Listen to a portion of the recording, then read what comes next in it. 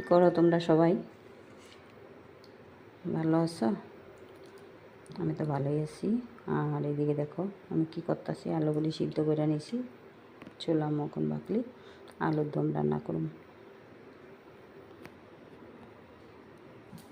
আলু টমেটোর রেডি হয়ে গেছে, আমার সিদ্ধ করে নিয়েছি।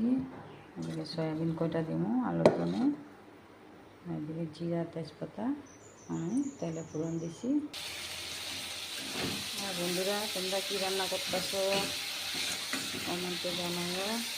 আমাকে এই যে মশলাটার লাগে সয়াবিনগুলি কাটলা নিতেছি আলুর দমে লেগে। সঙ্গে রান্না করা হয়ে গেছে,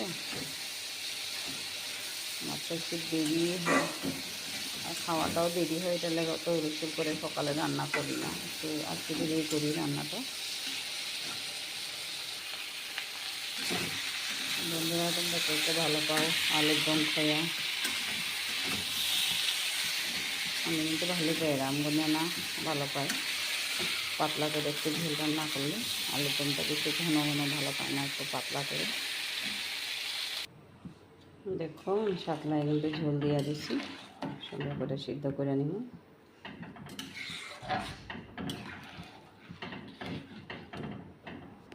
আর এখানে দেখো আপেল কেকটা নিলাম, রাঁধতে রাঁধতে আমি আপেল খাই লই। আইনা রেখা দিলে নষ্ট হয়ে যায়, নষ্ট হয়ে যেতেছিল, আপেলটা পচে যেতেছিল, খাওয়া হয় না।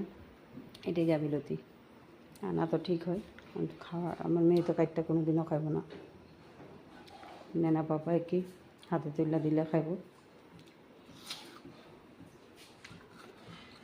যাই না হাতে দুইটা দিয়া দেখি কি করে। আজকে স্কুল যায় না, শরীরটাও তো ভালো না।